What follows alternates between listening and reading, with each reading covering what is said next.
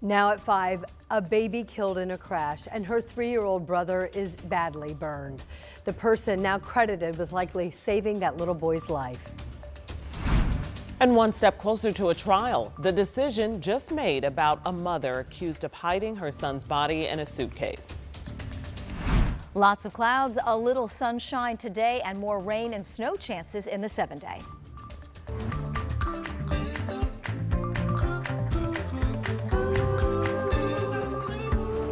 Tonight at 5, we are learning more about the actions a person who witnessed a deadly crash took, all in order to get a little boy who was injured out of that wreckage. The fiery crash killed a baby girl in Plainfield and hurt 2 of her family members. And now police tell us they have a suspect under arrest.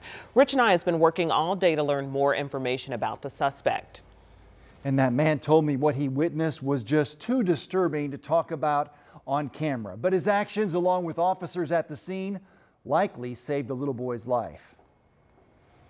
Avon police say they attempted to stop a vehicle Wednesday morning near US 40 and Ronald Reagan Parkway. The car did not stop, T-boning an SUV at the intersection. The fiery crash killed 2-month-old Iris, who had just left the doctor's office with her father, Shadow Moore. Also in the SUV was Iris's 3-year-old brother, Aries. I was in the happiest times of my life, and suddenly I'm in the worst. 13 News talked to the mother Wednesday night from Riley Hospital for Children, where Aries is being treated for burns over 60% of his body. I was even told there was a civilian that went in and helped pull my son out, and I couldn't be more thankful for all of them. I talked to that civilian by phone Thursday. Tony from Columbus says he was sitting at the intersection and heard the crash and looked up to see the SUV tumbling off the road. Tony says the father was able to get out of the SUV on his own, but said his baby was still inside.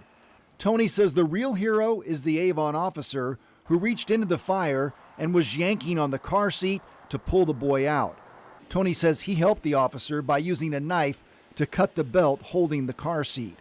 Tony said the car seat and the boy's clothes were on fire. We have confirmed that there was no child in the other vehicle. Tony did not learn until watching 13 News coverage that a baby girl was still inside and died in the burning SUV. My son, Aries, he always talked about his baby girl all the time because he used to say, "It's not your baby, it's my baby." He just told anyone who could listen how much he loves his little sister. Jack Vaughter says her fiance is out of the hospital tonight. He suffered broken ribs, a laceration on his spleen, and burns on his hands. And she wants the community to know the real people who are impacted forever by what appears to be a senseless, avoidable tragedy. And we're still waiting on police to tell us exactly who this suspect is. We do know that Plainfield police arrested a man for auto theft on Wednesday, and that might explain how this all started. The prosecutors asked to hold that man for 72 hours to decide what charges to file in this case, and he has an initial hearing coming up on Monday. All right, we certainly hope for healing for that little boy too. Thank sure. you so much, Rich.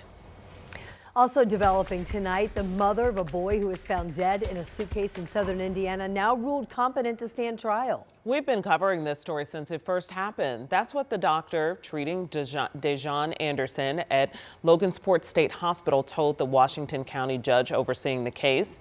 Well, the judge ordered Anderson to get psychiatric treatment back in August after 2 doctors found her unable to stand trial. The mother is accused of killing her son, Cairo Jordan, and then hiding his body in a suitcase and dumping it in a rural area that was wooded in Washington County. This happened back in 2022. Anderson now is expected back in court next week to set a trial date. Workers at a special Hancock County agency are the protectors of some of the county's smallest victims of crime. Just last year, the place called Zoe's Place took in nearly 200 referrals. These were referrals about children who were possible victims. Our Marina Silva found that is a whopping 90% increase in referrals. When the Advocacy Center gets a referral for a child, that means a team of professionals needs to come together to make sure that child is okay and figure out what is going on in their lives. Last year, Zoe's Place got 197 referrals for children. Zoe's Place is the Child Advocacy Center here in Hancock County. It's where specially trained workers delicately and intentionally interview the child when a referral comes in. Law enforcement may watch that interview or get the notes from the interview. Katie Molinder is the executive director of Zoe's Place. She says when she hears the number of referrals nearing 200, like it did in 2024, she thinks of the team members who have one goal: the children. What's going through my mind is that we're a new center and we have worked very hard to train and educate our multidisciplinary team. And so interviews up 90% tells me that we are collaborating effectively, that our local law enforcement agents, our local Department of Child Services, and our prosecutor have trust in this process, and we are working together very well to be able to provide justice for children. Out of those 197 referrals, not all of them resulted in charges. Molinder says they're working to bring justice for the children who have been abused and prevent it from happening in the first place. Reporting in Greenfield, Marina Silva, 13 News. And the executive director at Zoe's Place says part of the reason for the increase in referrals is likely that more people now are being hypervigilant about looking for signs of child abuse. And tonight, a 19-year-old man is under arrest accused of a shooting on I-70 near downtown Indy at the beginning of the year. This is a shooting that happened on I-70 near Emerson, and it happened the morning of January 2nd. One of the victims in the case is a woman, and today she remains hospitalized. She's still in critical condition. Investigators say someone in another car shot her. Well, the suspect faces preliminary charges of criminal recklessness and attempted murder.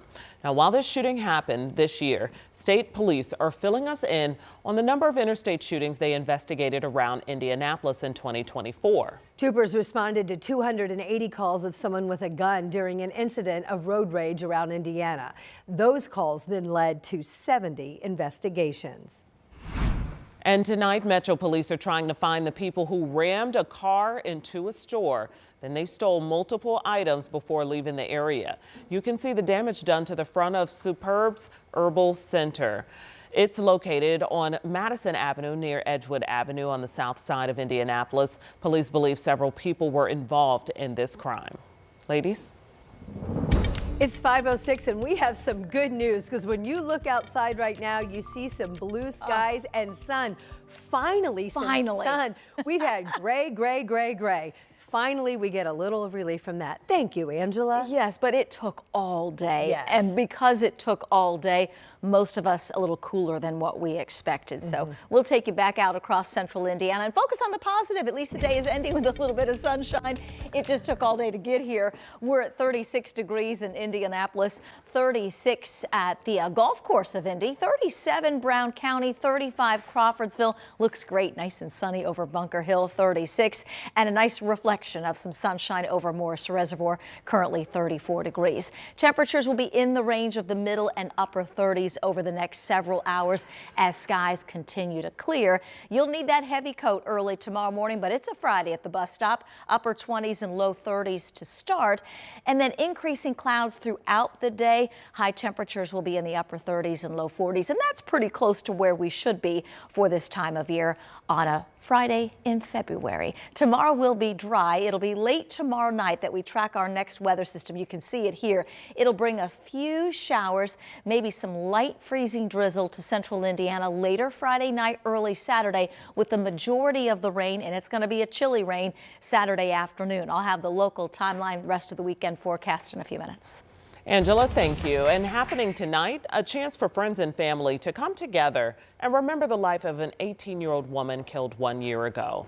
There will be a balloon released tonight in honor of Lachelle Hewlett. Someone shot her and killed her outside of her family's apartment on the east side of Indianapolis last year. And that's where we find our Karen Campbell joining us live tonight. Karen.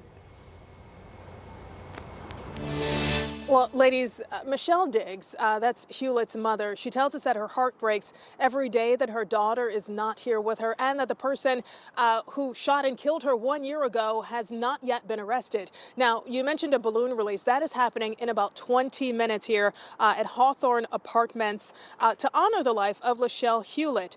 You see family and friends, they have put flowers and teddy bears out. Again, this is just steps away from her home where she was shot and killed. Lachelle was only 18 years old. And, you know, her mom tells us that before the shooting last year, her daughter got into an argument with another woman that escalated into a fight. And she says a woman not involved in the fight pulled up in a car, jumped out, fired shots, and then took off. We had a chance to speak with Michelle Diggs earlier today, and I want you to take a listen at what she had to say.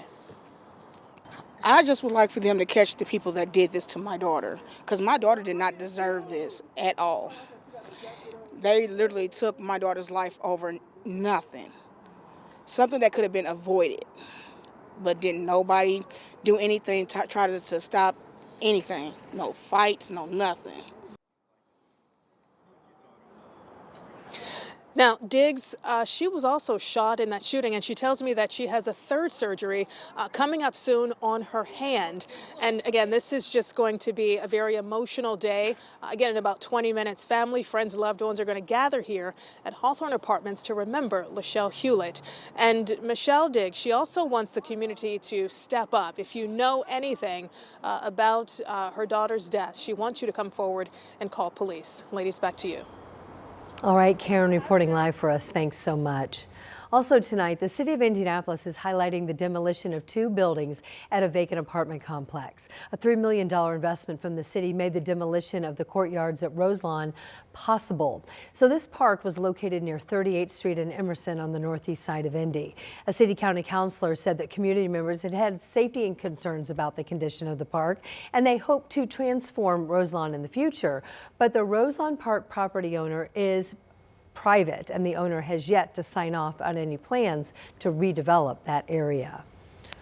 Influenza-like cases are skyrocketing across Indiana. The area hospital seeing 5 times the cases compared to this very time last year. We have that ahead at 5:30. But first, right here at 5. All right, listen up. They are bringing Del Taco to Central Indiana. The newsroom was buzzing about this, where the popular restaurant will open 10 new stores. Plus, oh, it's that time. The Super Bowl isn't just about football. Oh, it's so much more. And there are millions of dollars that companies are paying right now to make sure that commercials just like this get in front of you. It's next.